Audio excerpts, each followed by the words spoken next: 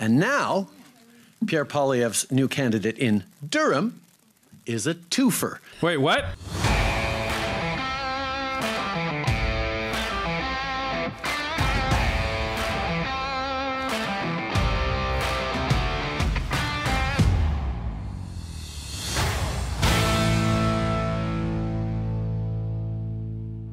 Welcome back to Northern Perspective, everyone. I'm Cypher. And I'm Fox. Cypher and I were talking earlier, and we don't think we've ever seen the Liberals take so many hits on the chin as they did this past week. It definitely feels like all of this is building to some sort of grand finale. With the Emergencies Act ruling, Ken McDonald's flip-flop regarding Trudeau's leadership, Tucker Carlson's humiliation of the Liberals, Trudeau's former Justice Minister David Lametti resigning, and Stephen Guilbeault not even knowing what party he's in anymore. This was a really, really bad week. But Justin Trudeau decided that wasn't nearly enough, and he wanted to go out with a bang. So he decided to do something really, really stupid during his caucus speech. Let's take a look.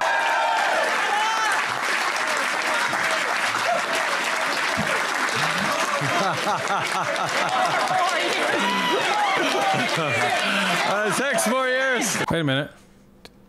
Do they know something we don't? They started chanting 4 more years. That's suspicious. Could an election be coming, perhaps? And then they corrected it to 6 at the end. But why would you be chanting 4 more years? Just saying. Listen, okay. Boy, I know why you guys are in such a great mood today.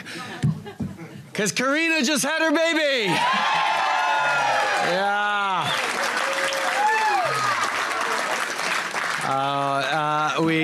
I know she's doing well, as is baby Taya, I believe, her daughter. So we're sending her both our love, and knowing that we miss her, but knowing that she's going to miss out on all the fun we're going to have over the coming months. Yeah, she's certainly going to miss out on it. So much fun. She's going to miss out on the collapse of the Liberal Party as we know it. Yeah, I'd rather stay home with my baby too, if that's the case. And let's just pull up the current polling stats for Karina's riding, shall we? Yeah, so she's not doing too well. It's a double-digit lead for the Conservatives in Burlington, which is where Karina Gold is currently the Member of Parliament. Yeah, happy maternity leave. You better start looking for future employment, Karina. So we're all energized. We're all back here. And when we think about what we're doing here, let's think about those things. Let's think about those kids in the stands last night. Let's think about Karina's baby, and think about our families and our kids, and everything that pulls us together from every corner of the country to be here in Ottawa to serve Canadian families, to serve communities big and small from coast to coast to coast. That's what we're doing here. There's a lot of distractions. There's a lot of things going on around this place that Canadians more or less pay attention to. But what we have to pay attention to, and what we do pay attention to, is bringing our communities' voices to here in Ottawa. It's why we gather here. It's why we roll up our sleeves every day to fight for Canadians, to deliver for Canadians, to build that better future everyone is counting on. Well, that's interesting. So if you really want to bring your community's voices to Ottawa, Justin, then what you should bring is the fact that most Canadians in most ridings, they want a Conservative government. That's what Canadians are voicing right now. They don't want a Liberal government. They want a Conservative government. You know, one that's actually going to work for them. And a good chunk of the people who are voting Liberal don't want you. As Mercedes says, people are being very clear that they don't like you.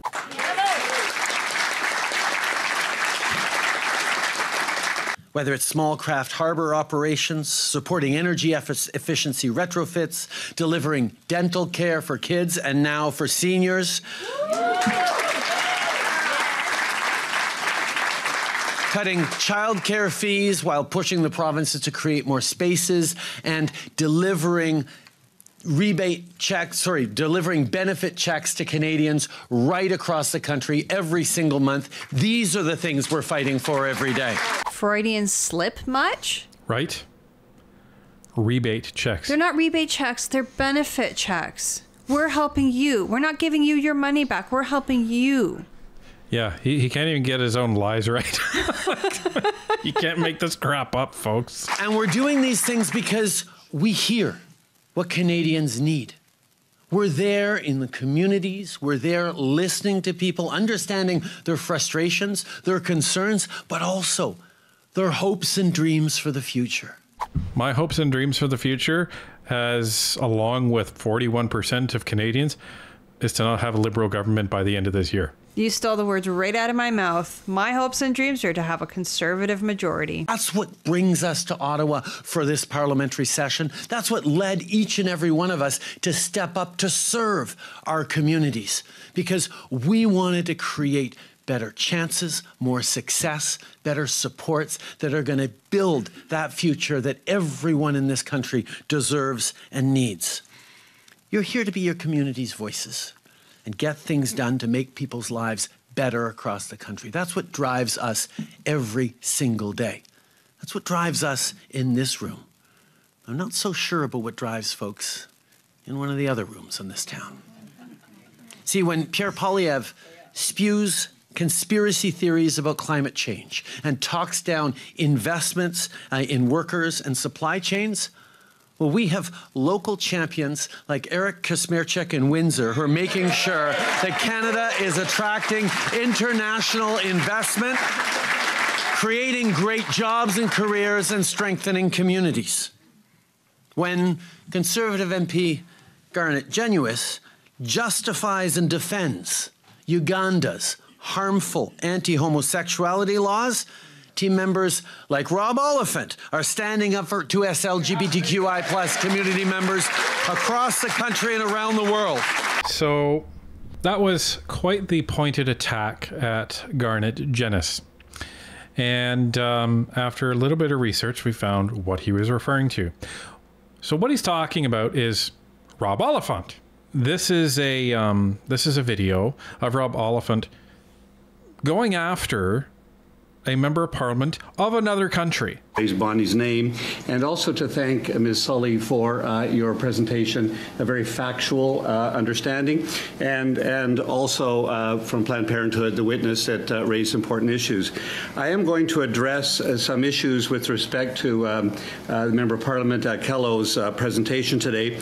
With all due respect and fully understanding the sovereignty issue, the world community has decided that human rights are universal. They transcend political boundaries. They're indivisible and they're interdependent. You yourself are co-chair of the Women's Caucus, I understand, in your parliament, or you have been co-chair of the Women's Caucus with the Minister Sarah Opendi, and have worked on women's issues. I wanted to know how you address the human rights, the health and well-being of lesbians in your country. Thank you. Just for the record, Honorable Sarah Opendi is the chair of the Uganda Women's Parliamentarians. I am nowhere in the executive. I am actually the vice chair of an accountability committee, PAC, and I sit on the Foreign Affairs Committee of Parliament. I'm just a member of the Uganda Parliamentarians, Women's Parliamentarians. So I thought I needed to set this record very clear. Sometimes the internet is wrong. I thought now you're getting it from the right person. The reason why I needed to be here. Yes, you're right. Human rights are universal. But the UN declaration, the original one, if you go and look through how everything has changed, we now make definitions of what human rights are based on what now we want. Even today, I can wake up and decide to define human rights the way I want. If you look through the definition of human rights, it has changed over the period from the original definition of what we knew as human rights. So that was the exchange, and Garnet Genuis says Sometimes unconscious bias is so obvious. Watch this. Rob Oliphant thanks the two white witnesses for their very factual presentation and then mansplains and lectures elected Ugandan MP on human rights. This was on the day before International Women's Day. So you have the Liberal government once again trying to impose their own ideology on another country. We wouldn't like another country coming to us and telling us how to treat our citizens. So I'm sure other countries don't like us trying to impose our ideology on their citizens. And I say our ideology, it's Trudeau's ideology. He did the same thing in a meeting with the Prime Minister of Italy, and she was pissed. You recall that video of ours? She was not happy at all. If she could, she would have decked him on camera. I wish she had. I wish she had too. So, this is, this type of grandstanding to other countries, like, I'm sorry, that's not good foreign policy. You may not agree with what other countries are doing. And Oliphant even says, putting aside the sovereignty issue, no, you don't get to put that aside.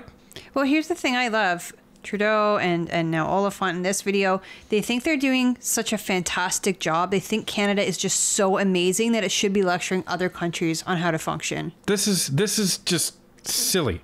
But we wanted to fact check it like we always do. And this is what he's talking about.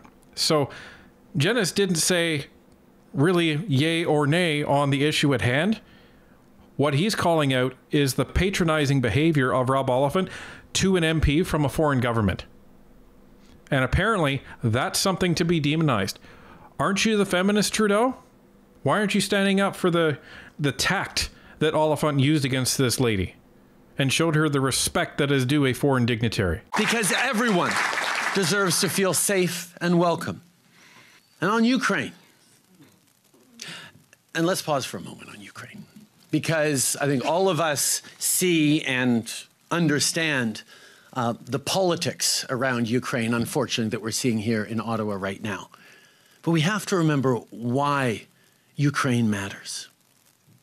It's not just that Ukraine is a country with deep historic ties and friendship to Canada that got viciously and illegally invaded by Russia over the past years. It's that, yes, we'll stand up for our friends, but it's about more than that. It's about standing up and standing beside Ukrainians who are fighting and dying for their sovereignty, their territorial integrity, but also fighting for the international rules-based order, the UN Charter, and the principles that not only have kept us prosperous as a world for decades, but that our parents and grandparents fought and died for in World War II when it was so necessary. We are fighting for the very values that underpin our democracies, and that's why standing unequivocally with Ukraine, with Ukrainians, as long as it takes, with as much as it takes, matters so deeply for Canada and Canadians. What do you mean as much as it takes, Trudeau? What if it takes not the $9 billion we've already spent? What if it takes $90 billion? $900 billion? Well, it's not his money. What does he care? But that's the thing. He'll put us all into poverty just to further his ideology. He doesn't care. Guy, and you talk about, our grandparents and, fought and died in World War II, to uphold these values. I'm pretty sure that all of the grandparents that fought and died in World War II would be slapping the crap out of all of you. Oh, absolutely they would. I mean, my great-grandfather fought in World War II, and I think he would probably be rolling in his grave to see what Canada has become today. Like, they're seeing, kids being mutilated. They're seeing, arguments over what is a man and what is a woman, safe spaces, microaggressions, feelings over facts. Are you kidding me? You think those are the values that they fought and died for? I don't think so. But here's the good thing. The majority of Canadians don't think so either. You don't get to just go and spend all of our money to support Ukraine. And here's the thing. For what Ukrainians are going through is terrible. Everyone agrees with that. The problem is that we can't afford it. You have a problem meeting the threshold for NATO, but you don't have a problem sending all of our ammunition and all of our military resources to the point we have zero. Yeah, we have 3 days worth of ammunition. Yeah, congratulations. But this is the problem with Trudeau. It was the same thing with COVID. He sent all of our M95 masks over to China with no thoughts of replacing them.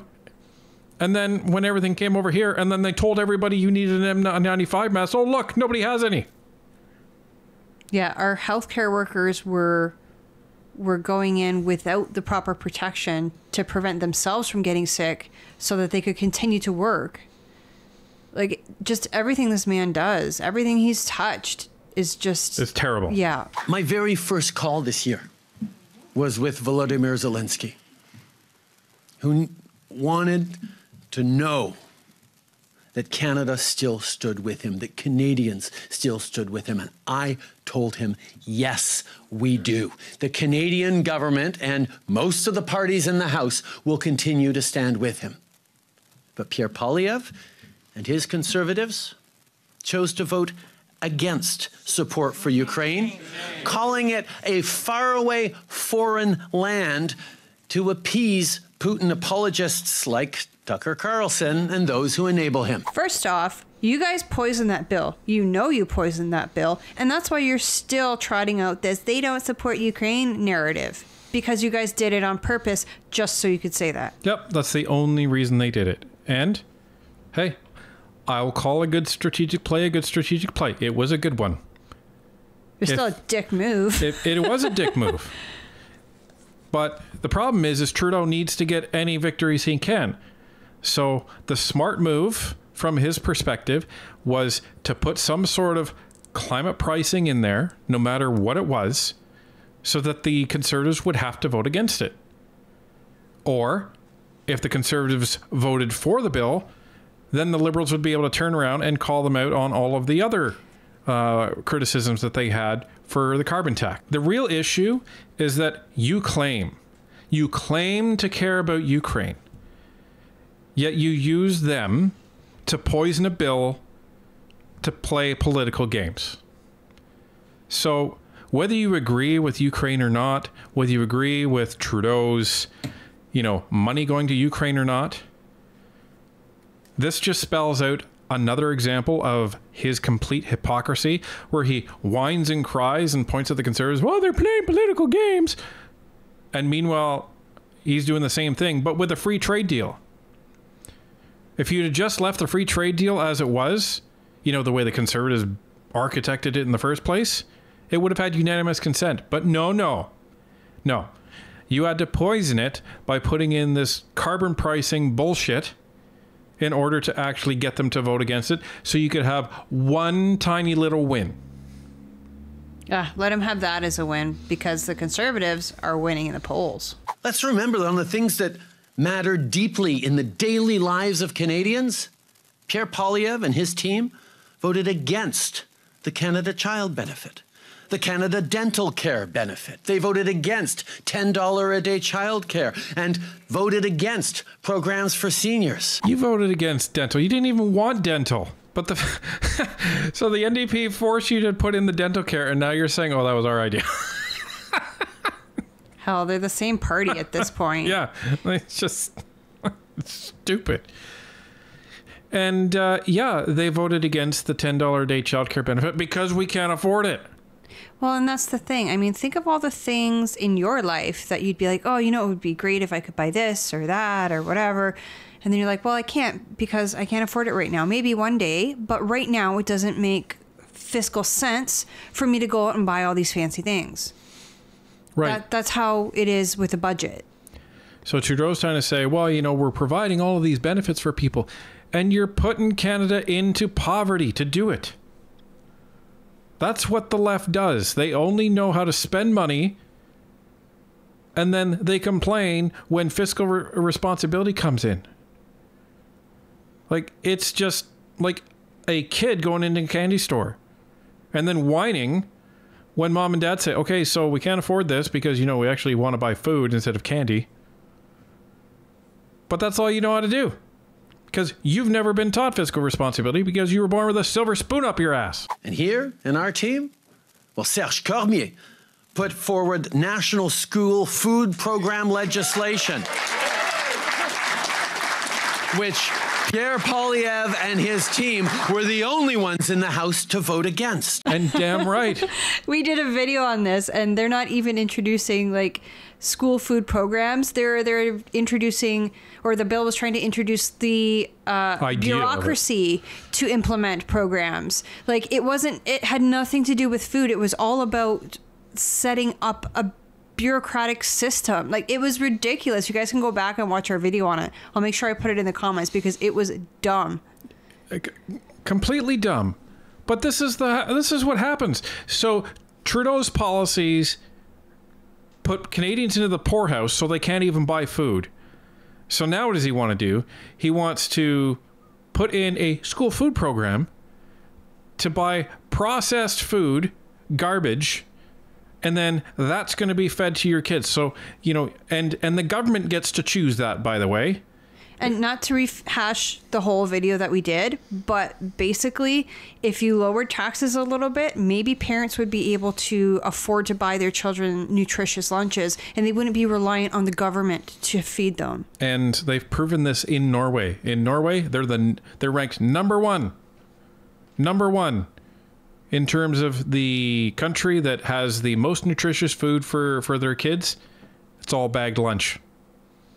So Trudeau needs to do his homework, do any work, and realize what exactly he's doing here. And as a team, what did we do? We fought against inequality, raised taxes on the wealthiest 1% so we could lower them for the middle class, and over the past years have helped lift over 650,000 kids out of poverty. And speaking of team, when Pierre Poilievre and Andrew Scheer decided to pull a parliamentary stunt in December that they couldn't even bother to properly show up for, I'll add, this caucus stood and voted for 30 consecutive hours. We stood up for Canadians against conservative recklessness and showed how united we are in fighting against conservative cuts. Wait a minute. Trudeau wasn't there. I thought so. He wasn't there. He wasn't there at all. He was there for a few votes, and then I think he just screwed off. At least Pierre showed up and brought dinner at 1 a.m. Like... Yeah, Pierre, from what I recall, Pierre had a fundraiser scheduled that night, plus 2 other events where he was attending synagogues and lighting the menorah. So, yeah, he wasn't going to cancel those community events and let everybody down. And by the way, those events were in Montreal, like 2 hours away from Ottawa. He literally drove through the night to actually, you know, go and get all of the food for all of his caucus that was sitting there voting the whole time, and showed up with late night dinner. But you know, the Conservatives are doing such a great job fundraising right now. I think I read that they had fundraised like 3 times what the Liberals did this past year, and the Liberals are pissed about it. They're jealous, and so of course they're going to try to throw in his face that Pierre was out fundraising. Yeah, and you know, the Conservatives were doing that to make a statement because there were so many families around the country that couldn't have Christmas dinner, or had to skip Christmas dinner, or had to skip Christmas presents because of Trudeau and his stupid government. They were making a statement that, no, we're going to stay as long as it takes to show that we're not just going to go home and start our vacation early. So that was, I'm sorry, I applaud them for that. Never mind this guy who doesn't even show up. And then he's trying to criticize Pierre and Andrew Scheer for not showing up. But they did. Late night. They were there all night with their party. And because Pierre is, you know, very cognizant of optics, did he show up with, like, you know, Milestones takeout or the keg takeout? No. McDonald's. Because he's cognizant of what Canadians are having to eat and spend. Well, he's not wearing a Rolex, that's for sure. You know, the contrast is being drawn by some of the other parties.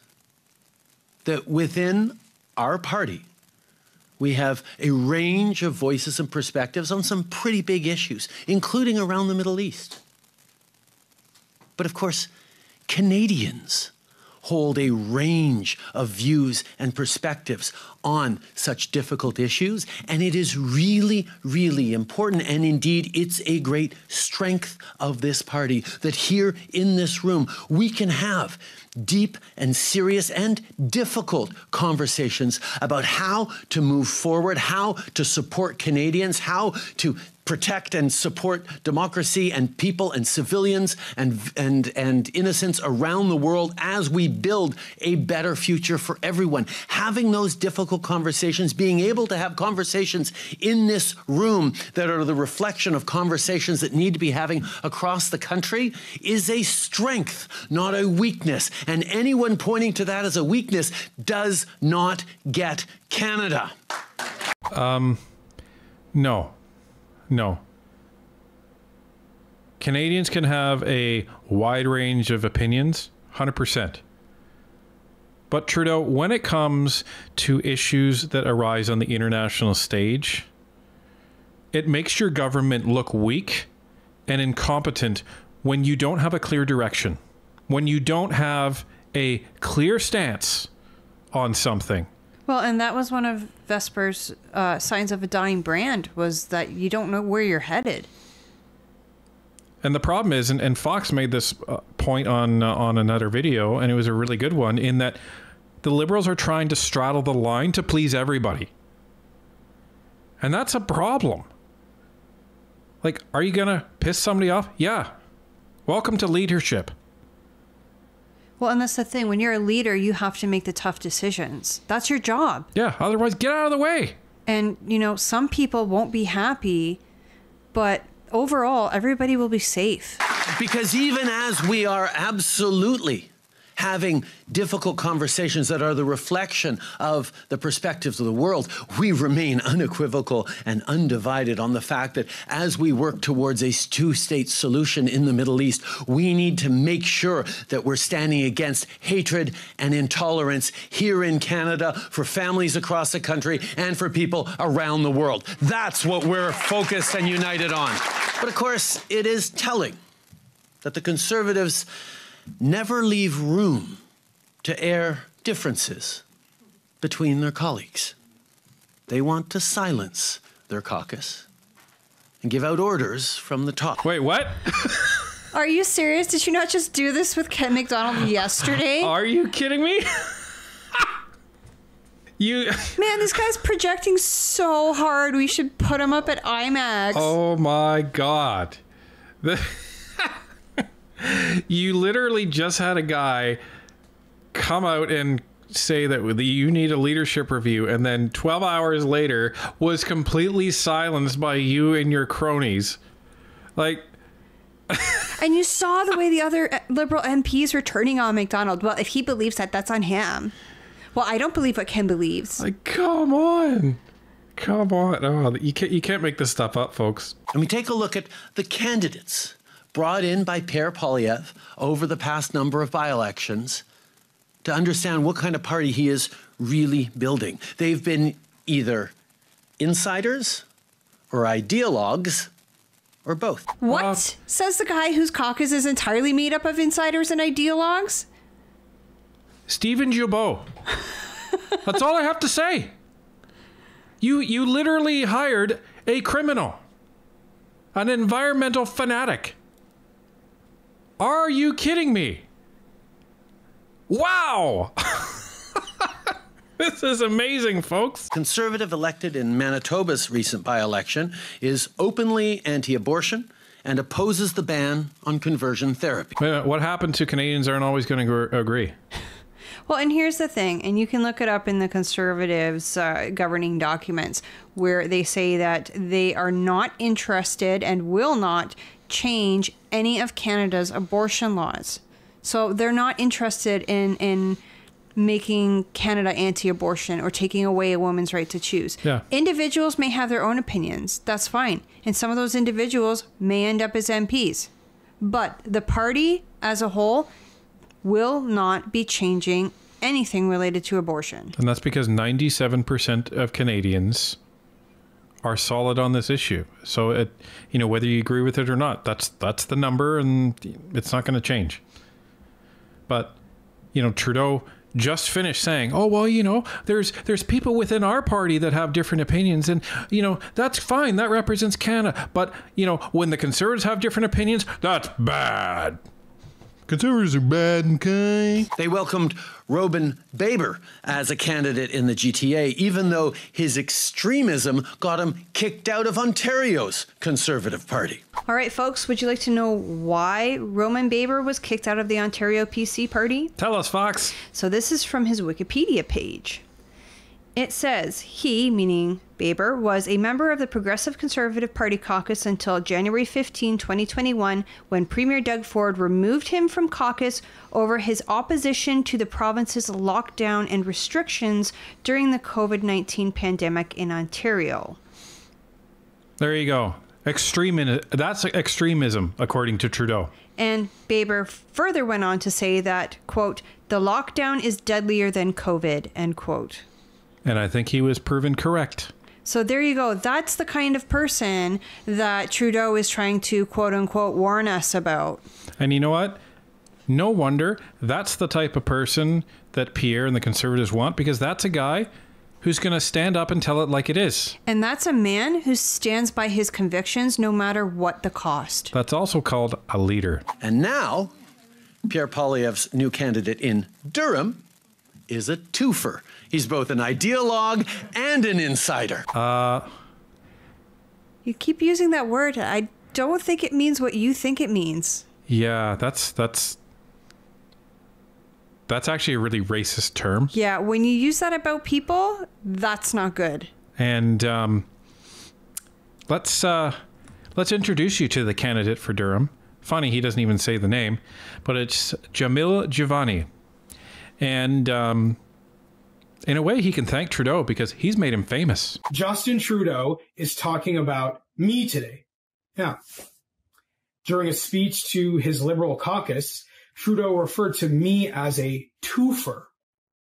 And now, Pierre Poilievre's new candidate in Durham is a twofer. Now, I'm not exactly sure what that means in reference to a human being. I'm also not sure how the Prime Minister has time to be name-calling when he should be trying to save his failed administration. But I thought I would take this as an opportunity to introduce myself, since you certainly can't take Justin Trudeau's word for it. I'm recording this video where I live, the place I rent in Oshawa. I've lived in Durham region for years. In fact, I used to record a national talk radio show for News Talk 1010 at a home studio in an Oshawa apartment. My sister, her husband, and their very cute golden doodle also call Durham region home. This is a place that I have planted roots in. It's a place I care about. It's a place I hope to represent in Parliament if that is the will of the people of Durham. Now, I wish I could tell you I own a home here, but I don't. I'm a renter because, like many Canadians my age, I can't afford a home. I can't afford down payment and mortgage payments. It's just, after 8 years of Trudeau, just can't do it. And that's one of the reasons I'm running for office, because we need generational, transformational change. We need meaningful change in this country after the damage that Trudeau has done. In my 36 years, I have crammed in a lot of life experience, I assure you. I've been a writer for the National Post and the Toronto Sun. I wrote a book called Why Young Men, about the challenges that boys and young men are facing in modern society. And I survived stage 4 non-Hodgkin's lymphoma. Just 2 weeks ago, I was officially declared cured of cancer. It has been a long road, 5 years of remission to get to this point. But I'm here because I'm a fighter. So this guy who's been through all of this stuff, who almost died, this is the guy that Trudeau is picking on. Well, and not only picking on, but he's using racist terminology. Yeah, here's the definition of twofer, everybody. It's not number 1. It's not number 2. It's number 3.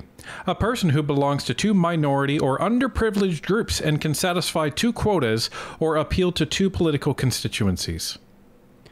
Wow. That's disgusting. Our prime minister is talking about people like that, in that manner. Like, I can't wrap my head around it. This is the guy who got upset because someone used the word mankind and corrected them and said, well, it's people kind. And he's using racist terminology like this. Ladies and gentlemen, Justin Trudeau. What he's not is someone who has lived and served in the community for years. This is a candidate who Poilievre expects will do his bidding in the riding, will be Ottawa's voice, Pierre Poilievre's voice, in Durham, instead of being Durham's voice in Ottawa. That's how you run your caucus, JT. Yeah, that's exactly how you run your caucus. Remember, when people disagree with you, you fire them. Cough, cough, S&C Lavalin. Or you get them to retract their statements, like yesterday. Or you get them to resign to be the fall guy for your Emergencies Act, David Lametti. So you're projecting really hard in this speech, Trudeau. And as you heard, this guy's lived in the riding for years. And dude, he just finished beating cancer. Now he's looking to cut out the next cancer in this country, which is you and your Liberal government.